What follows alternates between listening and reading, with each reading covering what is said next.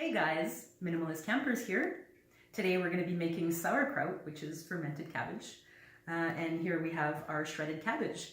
One of the reasons that we love to ferment cabbage is because it's the perfect thing to bring when you're camping. One, it saves itself without putting it in the fridge. And two, it's really high in probiotics, which is really good for the gut, which your gut is not always working properly while you're camping. So it's a pro. We have shredded cabbage here. The way I like cutting my cabbage is thin, long slices. And the reason I do that is because it's easier to pick up once the cabbage is done. If you have small pieces, then you're constantly going into the pot trying to pick up your cabbage. This way, it all comes together. So here we have a starter. The first time you make sauerkraut, you want to use a starter. And this is kind of like an active bacteria. It allows the sauerkraut to ferment and not get mushy or slimy. So you're actually allowing it to ferment, to have a proper fermentation. So what I did here is that I have a pack. What it calls for is that it says to put 1 pack in 1 cup of water with a teaspoon of honey for about 8 to 10 minutes. And that actually activates the starter. So here I have it, and it's been inside for about 10 minutes. So we're ready to start. Here I have 2 cups of room temperature water, distilled. You don't want tap water, no chlorination, because it will actually keep the active bacteria from forming. So we have a purified water with 3 tablespoons of salt. So this is very salty. The salt is very important when you're making sauerkraut because it actually allows the cabbage to release its sugars, which feeds the bacteria, which allows for a healthy fermentation. And here I have the flavor. So we have the cabbage, and what I did is I rang through the Vitamix. I put about this much ginger, the whole garlic bulb, and some cayenne pepper. So that's what I have here. And a little bit of water just to make it easier to put into a paste. Here's something new. I'm going to add juniper berries this time. And one of the reasons that I added juniper berries is that it's known if you chew on 2 to 3 juniper berries to help you digest. So for those that have trouble digesting cabbage or sauerkraut, chewing on 2 to 3 pieces of juniper, which will also add flavor, will help your digestion. And here I have cumin seeds. Some people prefer caraway seeds. I think that's kind of a popular way of making sauerkraut, but I prefer cumin seeds. And then I have my 4-liter jar, which once I'm done, all of the sauerkraut will be fermenting inside of this jar. So very simple. In order to start, it just calls for putting all of your liquids in with the cabbage. So here I have 1 cabbage from the garden. It's a big cabbage. So you might want to have 2 small cabbages or 1 big cabbage.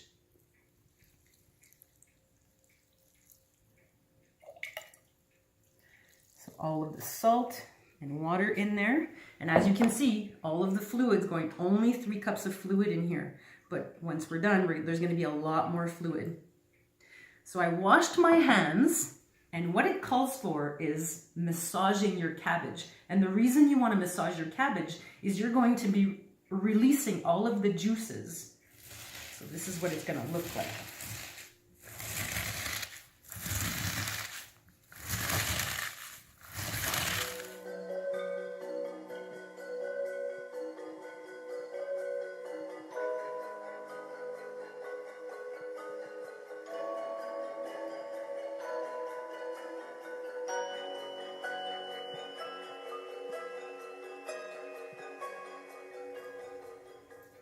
Okay, so massaging the cabbage should be done for about 10 minutes. And you can see here how it looks like I have a lot less cabbage.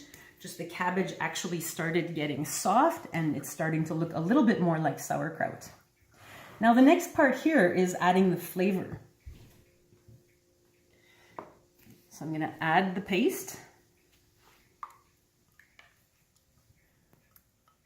So again, ginger, garlic, and cayenne pepper. My juniper berries. And cumin.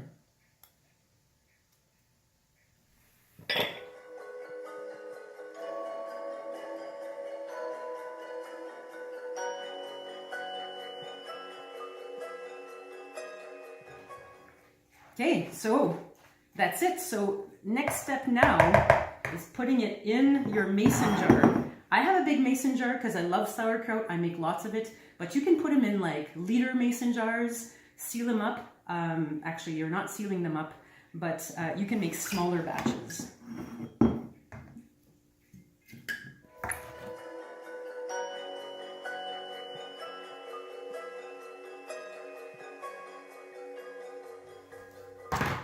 So now what's important is that you pack the sauerkraut down. So you want to actually remove all of the little air bubbles. So you're packing it down and you're allowing all of the juices, see how much juice there is now, to rise to the top.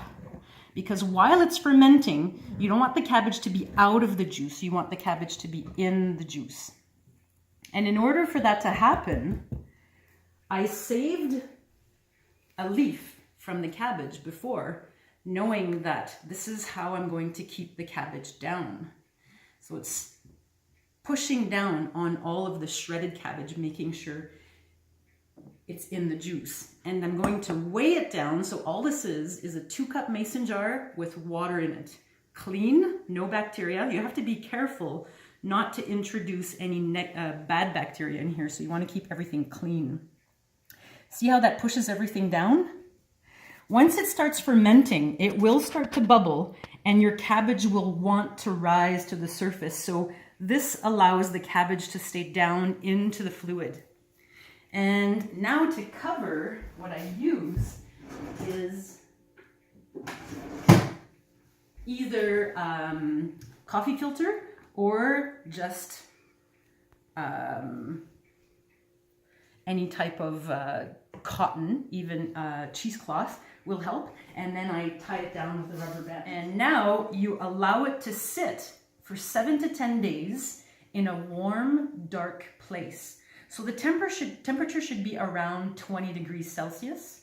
So I'm gonna just put it on my counter in a dark corner and let it sit there for 7 to 10 days.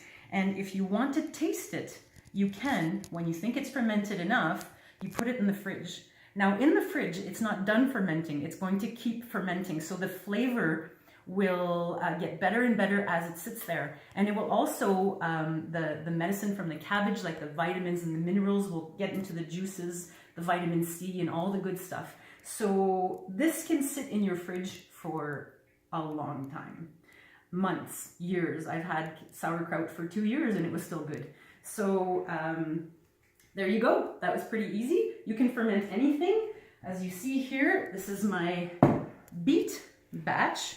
So all I did was I shredded down my beets. I put the same amount of liquid, the same flavors, and it's been sitting there for now about 5 days.